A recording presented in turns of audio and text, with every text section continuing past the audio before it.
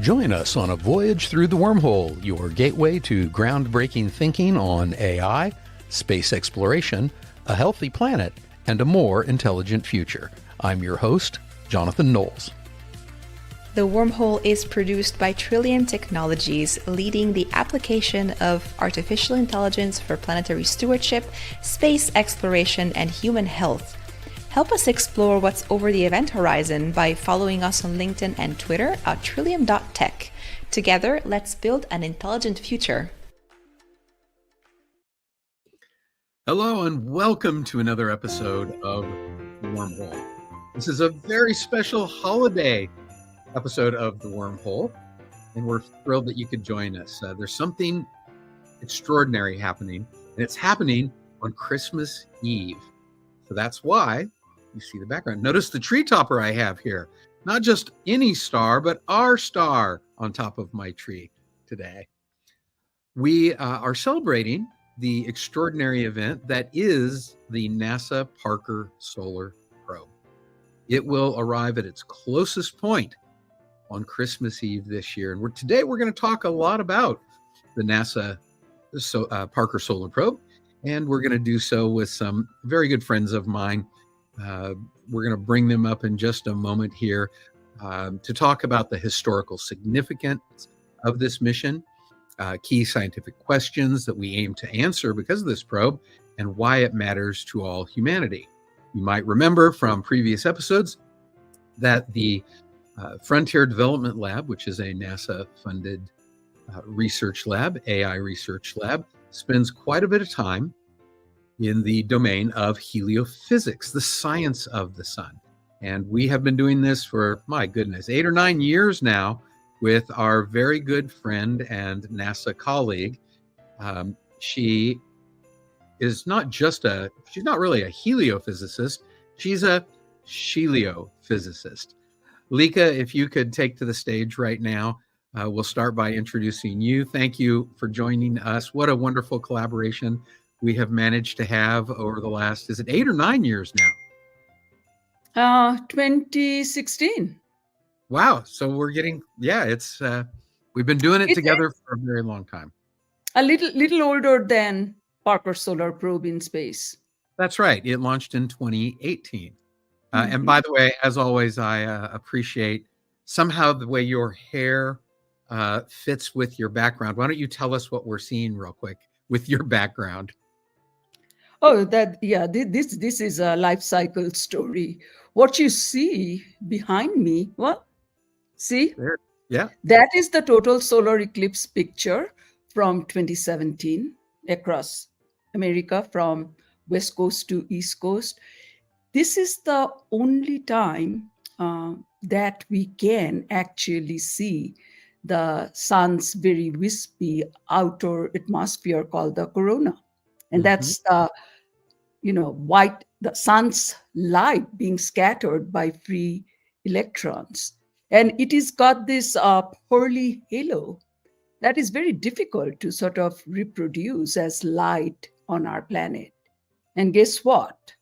Parker Solar Probe actually is already in that environment and will make its closest approach, as Jonathan is talking about. This is a very important layer of the sun where solar wind is accelerated and space weather originates. And I know you might not have heard about solar wind, but you know space weather.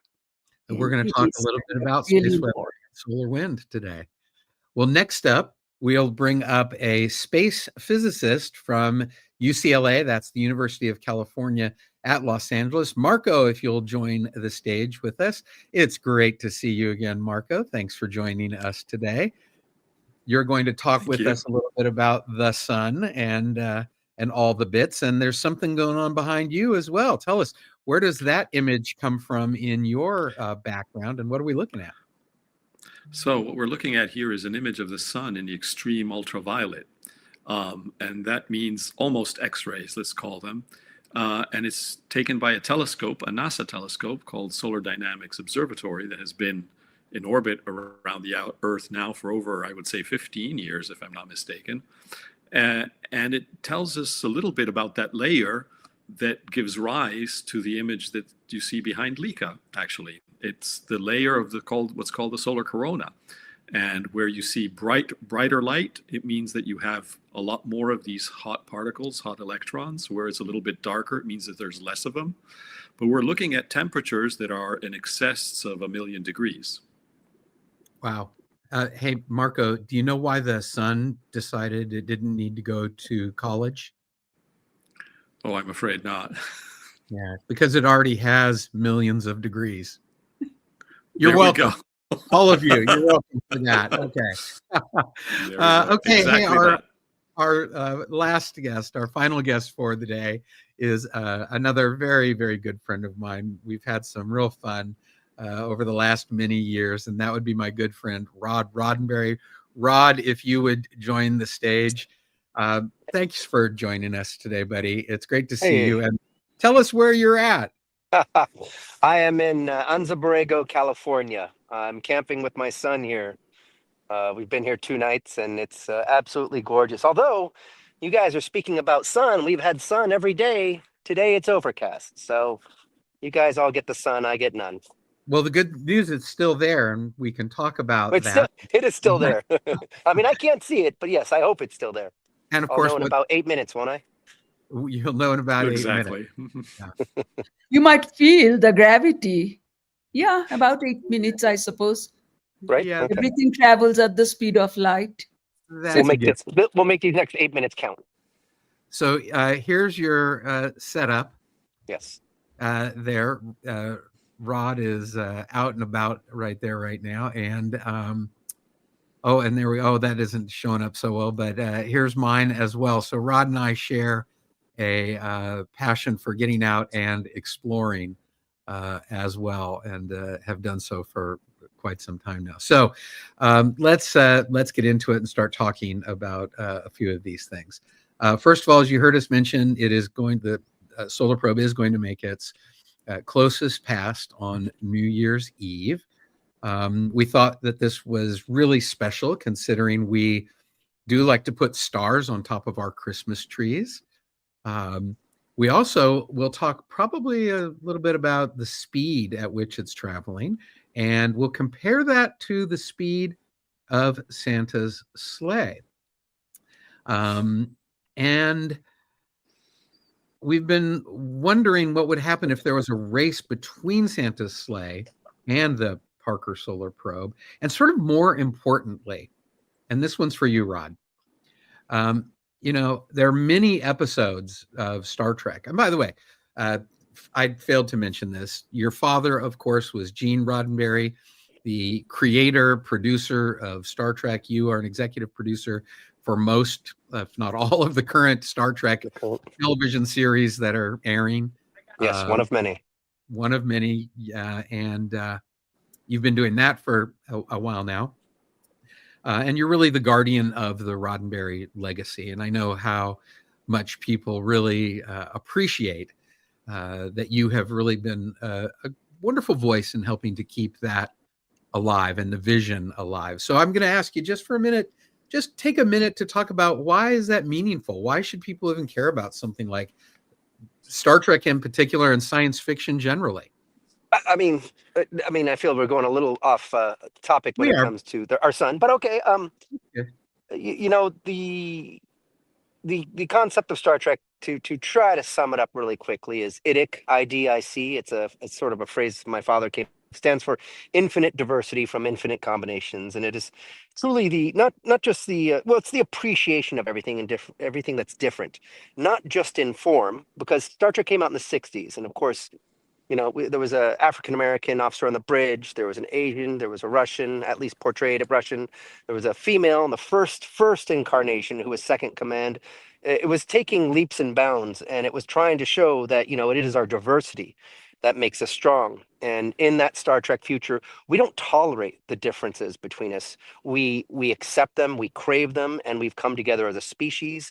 And we're no longer afraid of things that are different. In fact, we've come together so much so that we've realized that we need more diversity. So we're out there in space, going to different planets, meeting different intelligent life. to find out what is it, what's different about their way of looking at the universe. How can we learn and grow from their philosophy, from their ideology? And that will help us intellectually grow as a species. And so, I mean, that is the crux of Star Trek. And that, in my opinion, is the crux of humanity. That is what we are and what we should be doing every day, whether you're learning about astronomy and space and physics, or about your neighbor's gardening habits. That's an interesting one. But anyhow, it's all about learning. So that is what I try my damnedest to make sure Star Trek still has. And the good news is there are a lot of people who work on Star Trek today who have that same belief. There are some who don't necessarily get it yet, but there's a lot who do. And we've got some real winners out there. That's great. Thank you so much. I know Yeah. that it was certainly inspiring for me into my career into science and academia and technology. And I know that's been true for a lot of other people. So I think it's wonderful that you are helping keep that alive. And by the way, I love that your son and your dog are back in there. They are. Having some fun back there. That's great. That's good. Yes. So, you know, in Star Trek, we sort of dove deep into how many episodes of Star Trek does the sun play a role in? And it turns out there's a lot of them. You know, and sometimes they're not what you'd necessarily think. Sometimes the sci-fi goes out there a bit, as you're about to. In Iborg, they hide in the chromosphere from the Borg. In Tin Man, they go out to investigate a star that's about to go supernova. In Suspicions, That's always safe. Yeah. Oh, yeah. In Suspicions and TNG. TNG is the next generation. They are going to facilitate a meeting out at a specific star's corona. In Ship in a Bottle, that's one of the ones with Sherlock Holmes. Moriarty. That's exactly right. And it's they're going out to observe the collision of two gas giant planets, which, according to the story, may cause the formation of a new star. We might want to revisit the physics behind that. And one of my favorites, because many years ago, you and I did a thing where we did sort of a history of drinking in Star Trek. That's right, we did.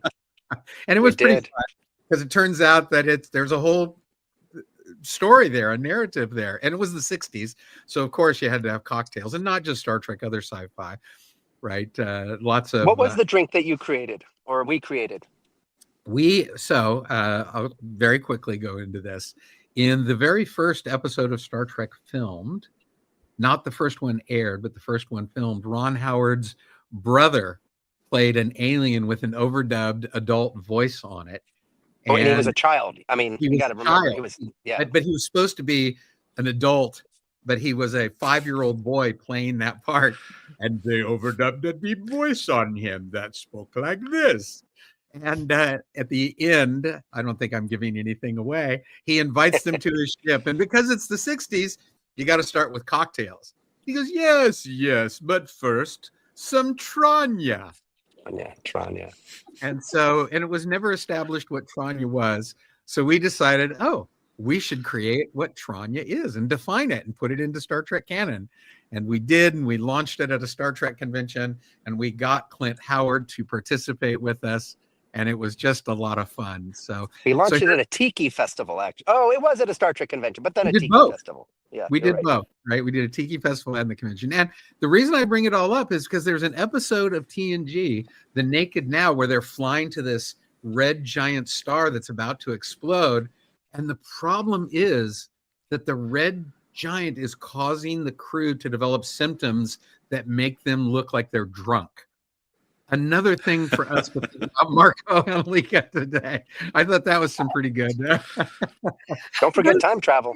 Why not? You know, what is really funny? I mean, Rod, you put this idea, diversity of ideas, right? So beautifully, the concept behind this. But yes, we are talking about science fiction, but science fiction fuels imagination and curiosity. And I don't think there is a very big leap to imagining all sorts of things that, the next generation and the generation beyond will come up with, observing what Parker Solar Probe is doing.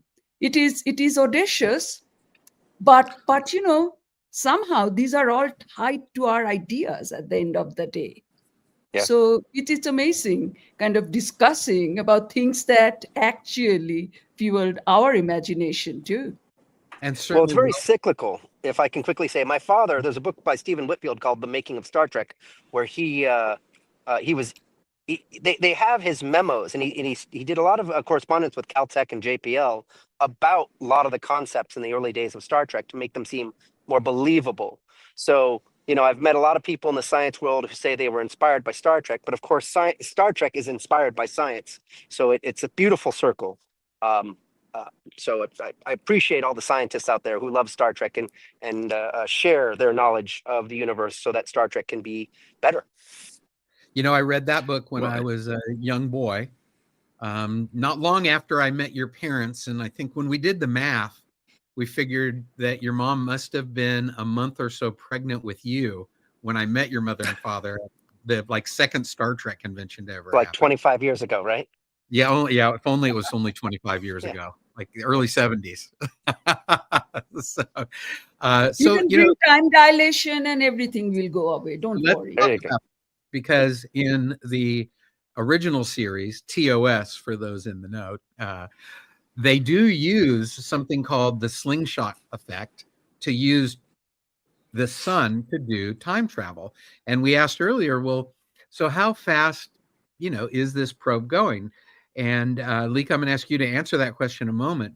But we wondered also, what does that translate to in warp time and impulse time? And so, of course, I was able to find a warp speed calculator online, because of course there is. And this wonderful interface that was designed by our friend Mike Okuda way back when, which still looks beautiful, was what we used to help figure that out. But Lika, first of all, how fast is Parker Solar Probe traveling at? So, Marco, you're going to correct me if any of my answers are wrong. My hair is gray, so, my memory is not that great probably anymore. 430,000 miles per hour. And, we are actually, we will do this a little bit later, kind of give comparisons of speed and what it means. Otherwise, it's just a number. Or I think it's roughly 180 kilometers per second. Is that correct, Marco? Yeah, a little bit more than that, but yeah, Okay. 195, I think. Is that? Yeah. So you That's go. just about right. it's fair to say it's the fastest human-built thing ever. It's not just fastest. That doesn't define it. We use EST words very often, but sometimes it just doesn't capture what this spacecraft is traveling at.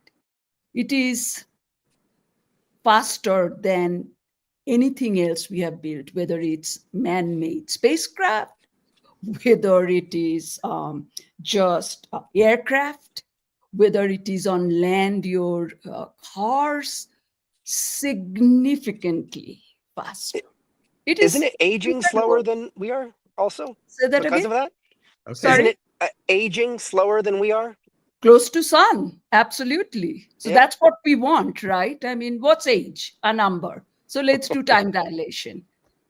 Absolutely. Perfect. One of our goals. And so, Marco, if you could explain to us how time travel works when traveling around the sun, that would be awesome. I'm just putting you on the spot here. No, it's fine. It's fine. So the thing is, what really happens is that when you get into a very, very intense gravitational field, it's as though you were moving very, very fast. It's kind of a similar idea. And so your time starts flowing much slower. Now, in order to actually go backwards in time, you would actually have to do something that we can't really do right now, which is go actually faster than the speed of light, or change the type of material we're in. So we haven't really devised a way to actually go backward in time in the sense that's usually thought of. Not that it's absolutely physically impossible to have loops in time, but you'd have to think of it slightly differently. You'd have to think of the fact of time being something which is always self-consistent. So no matter how many times you looped back in time, everything would already be sort of planned out so that you can't go back and say, kill Hitler before he does the Second World War or things like that. That kind of thing would remain impossible. But it shouldn't be impossible, say, to go back and observe the dinosaurs and come back, as long as your interaction with them is consistent with the possible futures. Well, so you almost went into Christopher Nolan's Interstellar, right? I mean, there are some fascinating concepts there on this. I just had to say that. No, I mean, I have seen it a couple of times, really. At first, I quite didn't get what they were trying to communicate. There's a lot there. You know, they're close to a black hole, right? Yeah, yes, exactly. I mean, there are many other examples in science fiction of the different uses of the sun. Our friend David Brin wrote a novel in 1980, I believe it was, called Sundiver. And in that book, there are, I don't want to give away the story, but there are beings in the sun, life forms in the sun. What does he call them? Chromivores? No, coronivores, I think it is, that live inside this. Well, this might sound strange, but believe it or not, because the dynamics of these charged particles and magnetic fields is so intricate and contains so many aspects that we really still don't understand, including a concept called magnetic helicity, which has to do with the way the magnetic field ropes around itself and the fact that these quantities can be conserved. A few years ago, two very famous plasma physicists wrote a note in a journal that no longer exists called Comments on Plasma Physics and Controlled Fusion, in which they speculated that there could be a life form sitting in the solar corona thanks to magnetic fields and plasma. So they somehow could be alive. And wow. And so creating like a protective bubble? I mean, life form like us or something entirely different? Something entirely different, because the life form is made up of the plasma. So we should be considering the plasma to be alive. So I encourage people to go check out David Brin's book, Sundiver, if you're interested in a really fascinating look at science fiction and the sun, especially based on what Marco just said. I think you'll have a lot of fun reading that book. Well, let's do this. Let's talk a little bit about the mission itself. And either Lika or Marco, who'd like to give an overview of the background? Why is it called the Parker Solar Probe? And when did it launch? And what was it designed to do?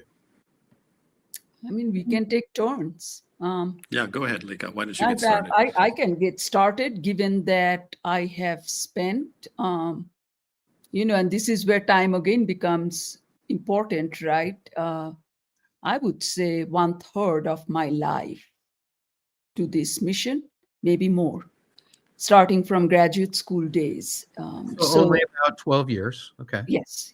I mean, I was close to the sun, so, going fast, but time is slowing down. Remember that.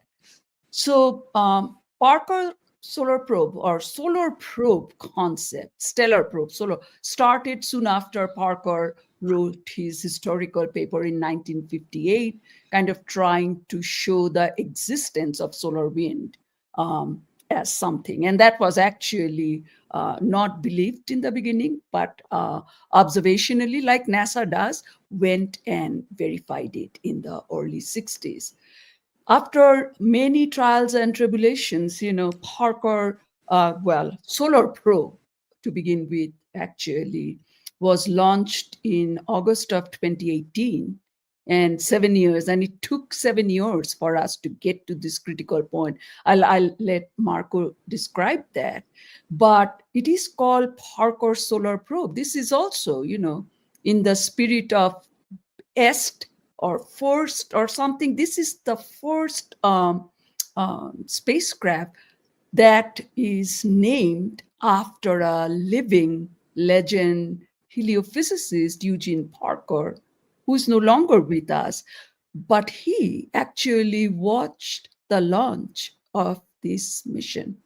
And he played a significant role, just not scientifically, absolutely right, but even politically, because it was very difficult to get this mission funded and launched.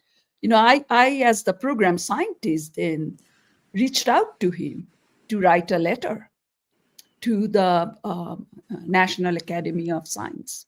And he did. So he's done many things. So that's kind of the story behind the name. So Marco, you can tell the science and everything else. I mean, Marco and I also have been working on science ideas, mission, all of this for a long time. So, Marco, why don't you start by talking to us a little bit about, we talked about time travel and the slingshot effect around the sun, but this is a very real thing when it comes to 7-year missions to send something to the sun. So tell us a little bit about I just that. wanted to make let me just go briefly back to the late 50s, early 60s and the birth of the space age just for a second, because, Star Trek was born in that time. And it was a time in which, humanity for the first time actually embraced the idea of space travel and the idea that we were actually in space. And the idea of going to the sun was one of the first objectives, in fact, of the early NASA. And the reason was that because of various incidents, at the end of the war, et cetera, people had discovered that not only did the sun have a beautiful corona, but it was blowing up and sending all sorts of energetic particles towards the Earth, and very dangerous ones for satellites and things like that. And so one of the first objectives was to get to the sun. It was impossible at the time to do it for a number of technological reasons, of course.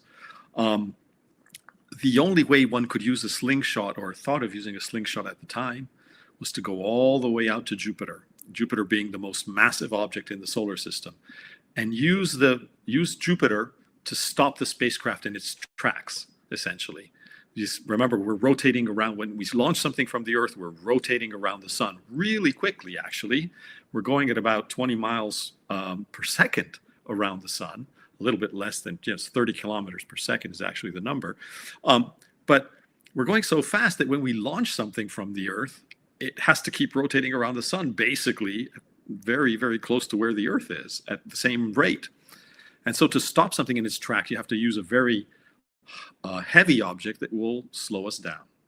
And so it's either going to be Jupiter, and Jupiter's far away. It's 5 times the distance of the sun than the Earth is. And it's also a very dangerous planet, because to get stopped in its tracks, you have to go close. But Jupiter has a very, very bad environment around it. It has a volcanic satellite that spits out gases that become quickly very hot plasma, which produces a lot of bad radiation and can destroy satellites, in fact. So it's very dangerous to do that. The alternative is to use something a little bit less massive, like Venus. But to get close to the sun using Venus, you can only get a small kick at a time. In other words, it's like, instead of having a big, huge body to bounce against, you have a much smaller one. And each time you give it a push, well, it goes both ways in some sense. And that's why it's taken so long to get close to the sun with Parker Solar Probe, because we've been using Venus gravity assists. And that means that each time we get a kick at Venus, we end up getting a little bit closer to the sun. So right after launch, by the way, it was at launch, it was already the fastest spacecraft at launch. It had the largest kick from the Earth, so to speak. It got itself close to Venus, and as a result, just a few months later, from August to November, we ended up at our first closest approach to the sun, which was halfway the distance of Mercury to the sun, a place no spacecraft had already gone before. So it started out already exploring places we'd never been to before. And since then, we've had 7 in total of these gravity assists, bringing us now to this climax, which is going to be a spot inside the image that Lika is showing us, in fact. That's how close we're going to be to the sun. Wonderful. And to answer a question. Incredible. Yeah, it's like so think of the engineering feat. Each flyby is like threading a needle at roughly your 430,000 miles per hour. I mean, just imagining those things, you just wonder how we do it. And then avoiding getting burned up in the process. There is that, but it's traveling almost at relativistic speed at perihelion. So imagine all the precision engineering, sending signals, data collection, interpretation, all of that has to be taken into account. And I want to share something about Marco. So Marco, I think, Solar Probe is not a spacecraft. It's a science craft. It is done with scientists and engineers together because you can't build it without that. And Marco, during the engineering phase, was the observatory scientist. He's a theoretician. We don't give much credence to theoretician in engineering phase. But he was the observatory scientist doing all these calculations, so that these precisions are actually accurately estimated. I wanted to answer the question from earlier that we didn't. How does this calculate to speed and warp speed? And it's about 0.4 warp speed. So that's in Star Trek lingo. That's about how fast that's going. Jonathan, I hope you'll share the link to that site where you got that, because I certainly want it. And I'm sure a lot of people watching this will be interested. Absolutely. I am amazed. Turns out there's two ways to measure warp speed. There's the Cochrane, or the original series approach, and the T&G approach. But the calculator lets you choose which framework you want to measure your speed in. So guys, if you could touch on the high level to start of the mission objectives. Really, what are the mission objectives of the Parker Solar Probe? Do you want to start, Marco? Sure. So the goal of Parker is to really figure out, the image behind me and the image behind Lika. What's going on? For example, when one looks at that, one imagine the sun is a beautiful spherical ball, really, when you look at it, or you're not supposed to look at it, but if you do look at it in the sky or see it reflected somewhere, you see that it's almost a perfect sphere. And yet the image behind Lika has nothing to do with any kind of spherical object. It's got all these plumes coming out. And the minute we sent satellites up into the sky, we realized that the Earth is in fact immersed in the outer atmosphere of the sun. There's a gas that's flowing out at hundreds of miles per second around the Earth. And the image that is behind me is showing that the atmosphere of the sun above the surface that you can see is at millions of degrees. Now that speaks against all intuition. The energy source of the sun, the fire, is at the center. Normally, when you go away from a fire, things cool down.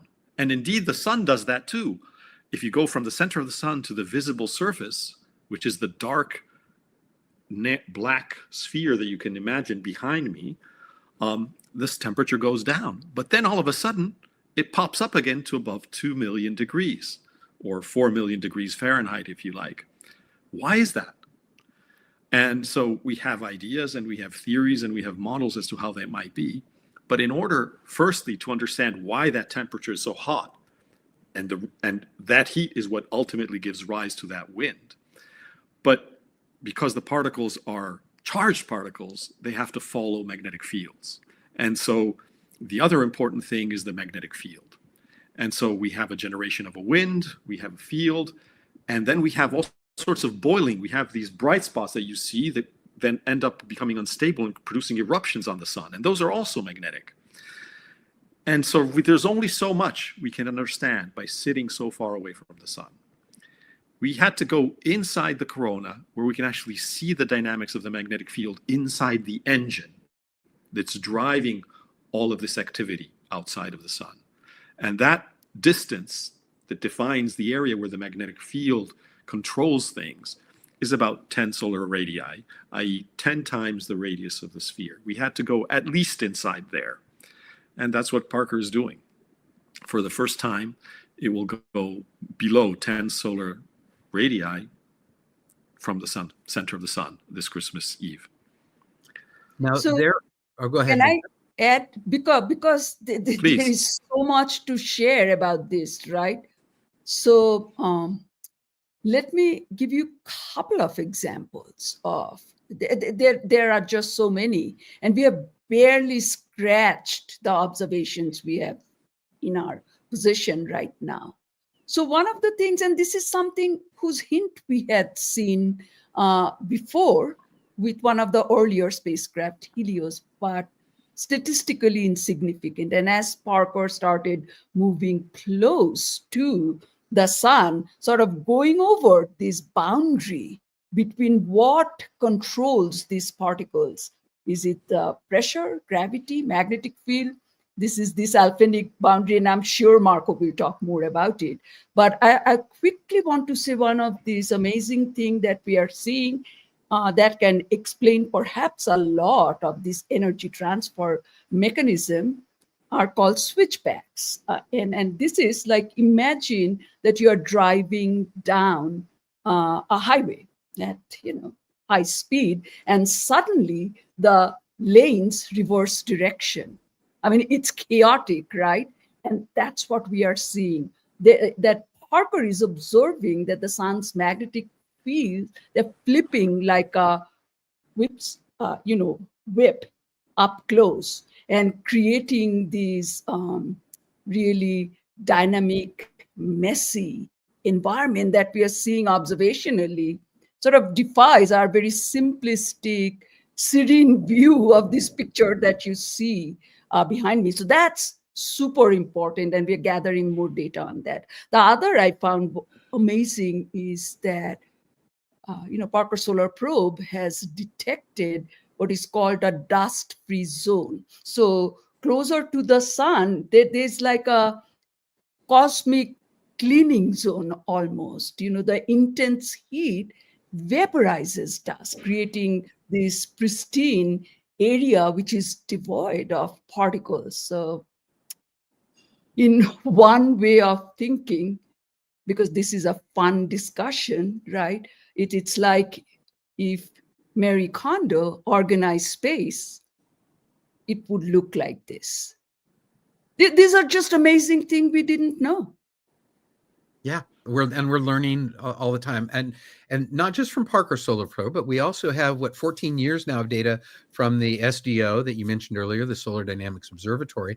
And I want to just spend a couple minutes, because we're getting close to the end of our time here, on why this even matters. Now, I encourage people to listen to an earlier episode of the Wormhole, where I've spent time with Lika, and we get into some of these details and talk about things such as the differences between solar flares and coronal mass ejections, and some of the just other things the sun is doing, because it is an incredible thing to try to understand. There's so much going on there. Looking into things like the random walk of a photon, and when that photon is created in the core before it gets out and makes it to the edge of the sun, and then that quick 8-minute trip here to Earth. So listen to that, as well as a wormhole we did with our friend and colleague Tom Berger. You can find those easily at trillium.tech, and take a listen to those for more details. But at the end of the day, you heard Lika mention earlier space weather, and that's such an important thing for us now for so many reasons. Lika, why don't you talk just a little bit about why we should even care for us here on Earth, our Earth terrestrial infrastructure, our low Earth orbit, and even up to geosync and medium Earth orbit, but as well as human exploration of space as we think about becoming an interplanetary species and getting out to places like Mars, or really even the moon. This is important. So tell us why we should even care about trying to understand the sun, because it's far more than just interesting, isn't it? Oh, yes. There is nothing else I would say that is more important. As we continue to study in heliophysics, which is very interdisciplinary, it is abundantly clear how sun touches everything. It's not just a euphemism. So, solar storms might sound poetic, but they can knock out satellites, disrupt GPS, and even cause power outages that you're talking of. And what does the sun produce that sort of create all these conditions? What is varying? For example, right now, we are in solar max conditions, right? So sun kind of has a, if you want to think of it that way, a heartbeat, and it just is ticking every 11 years or so, and it's in that maximum phase where a lot more solar storms happen, a lot more energetic particles are created, etc. And then so we can see, so we have so sun is producing particles, magnetic field, photons, radiation. These are the things that are varying over the solar cycle time frame. And these are the entities that are interacting with different layers of our atmosphere. It's starting from magnetosphere, then ionosphere, mesosphere, stratosphere, troposphere, and it is driving current beneath the soil to trip our transformers that can cause power outages. So this is a connected system that was at the heart of kind of heliophysics, at the heart of creating missions like Parker Solar Probe. I mean, give you a quick example. Very recently, many of you have probably seen Northern Lights all the way down to Florida, which is a very rare event. This happened in May, happened in October. Be on the lookout, because sun is not done, being in its maximum phase. So in March of 2023, I believe there's a geomagnetic storm that caused widespread GPS errors. Imagine that. So understanding the real world importance is very important to us, and Parker is at the source region of where space weather is created. So I want to add to astronaut safety. You brought up exploration. I don't think exploration can happen without heliophysics. It is our understanding which leads to the capability to predict solar storms in space. So whether you are on Mars, knowing that, whether you're en route to Mars, it's important. Whether you're on the moon, you need to go, dig a hole, go somewhere to protect yourself from these harmful energetic particles. So it's a whole world out there, Jonathan, when we start talking about impact of sun on our terrestrial lives and technology. And by proxy, terrestrial life is no longer bound to just Earth, because we are explorers. And it includes kind of wherever we can go, whatever delta V someone can give us. Right now, we don't have big enough rockets, but maybe we'll get there. Maybe. And it's a very expensive thing too.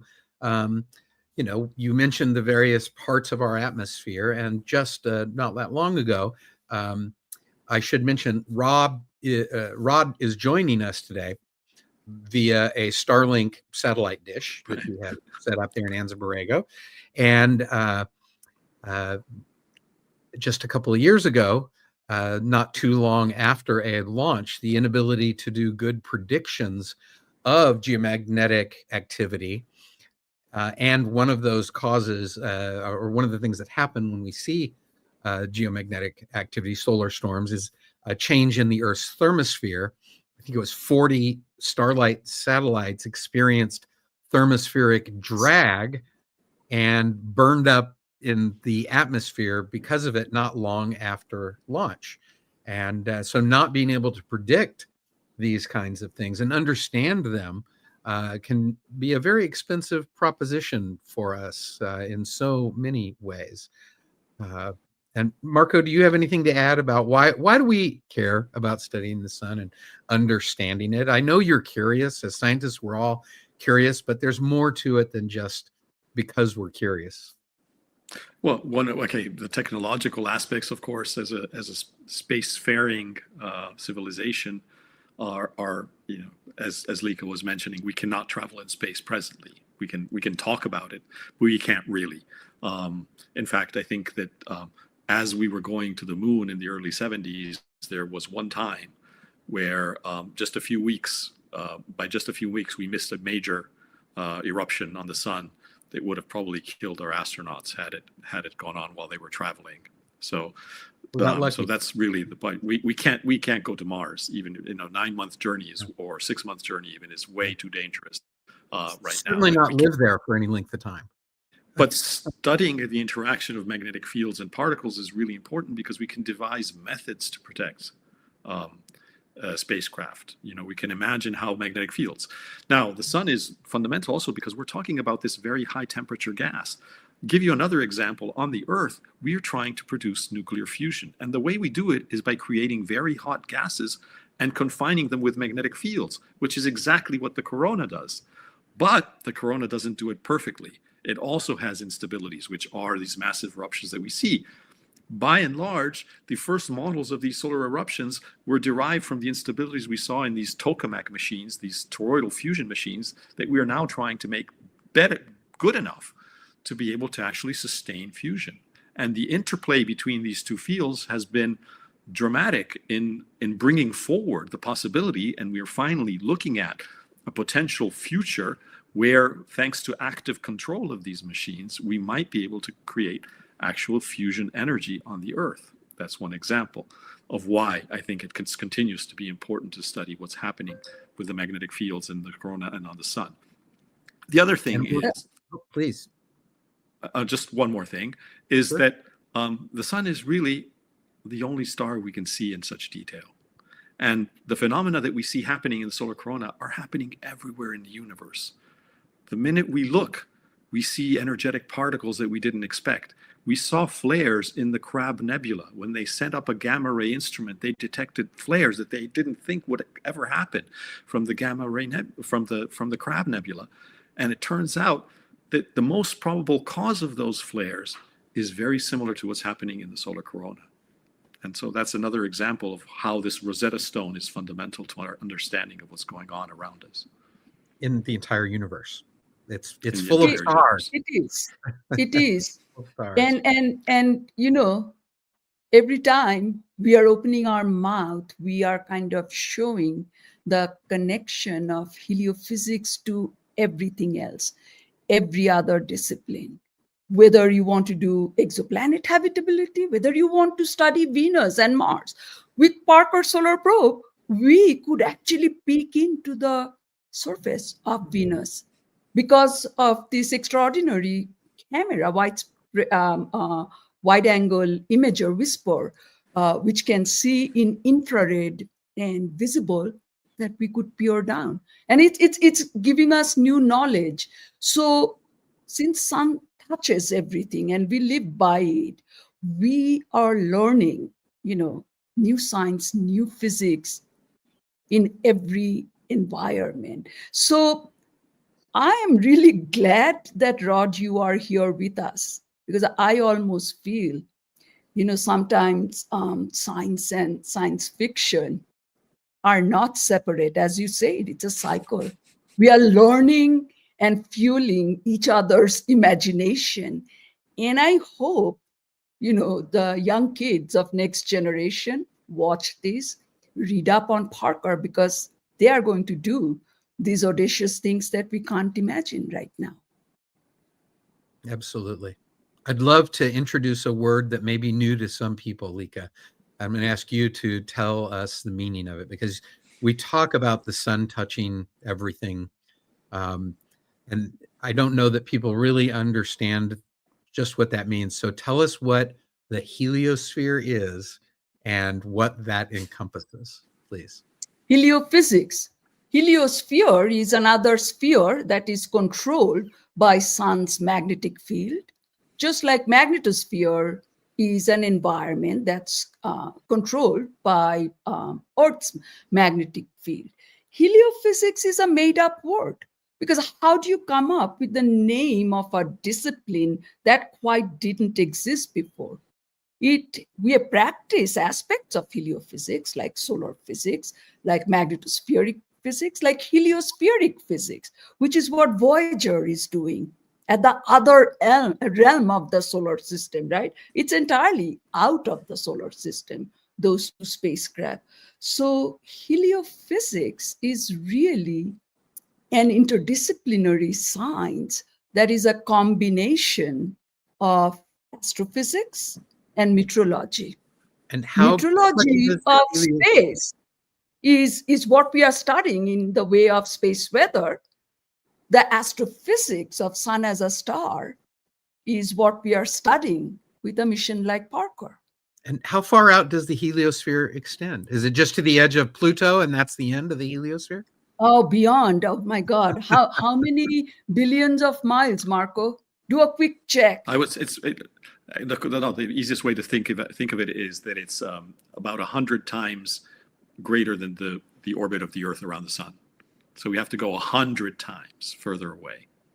Remember, Jupiter's only 5 times away. So 100 times is really much bigger. It's basically 100 million miles from the Earth to the sun.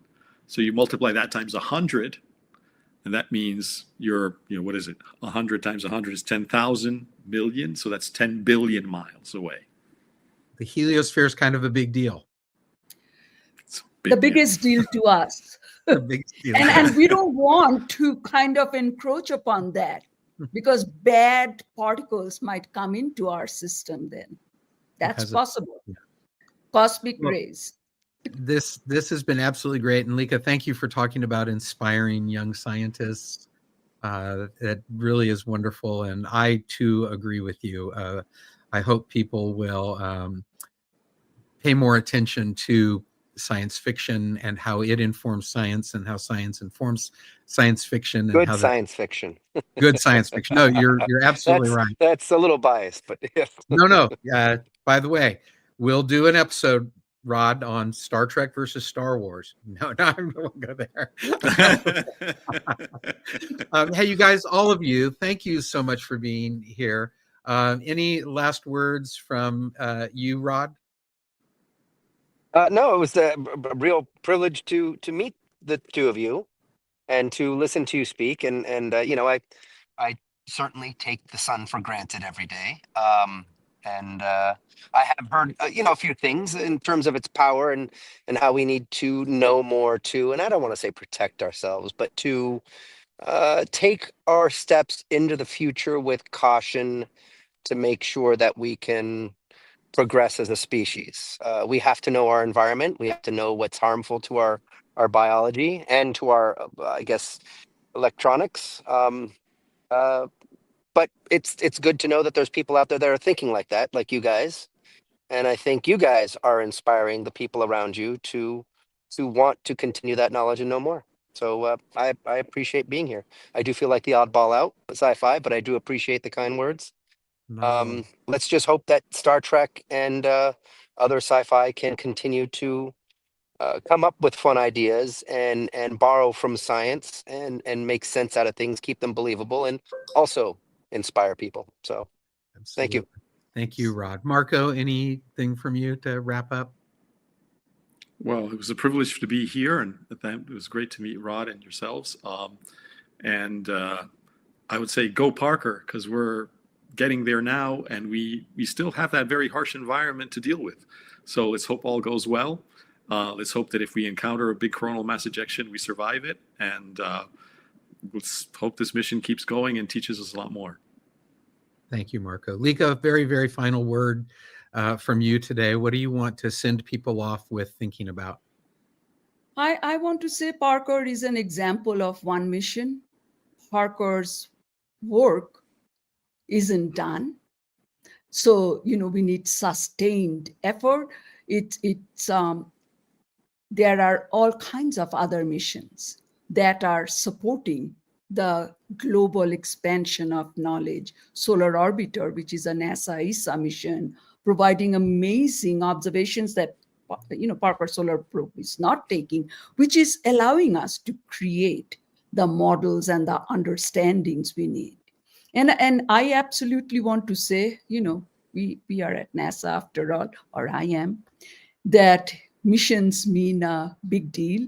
And we have a really cool mission coming up for launch in February of 2025 called Punch, polarimeter to unify the corona and heliosphere, which will provide essentially 3D perspective on solar wind, essentially, up close to us, near Earth, complementing Parker's up close data. So these are really important, and I think let our curiosity spark and imagination propel us, and that we have enough fuel in the form of resources, which is also money, to continue this journey of exploration that has relevance to life and society.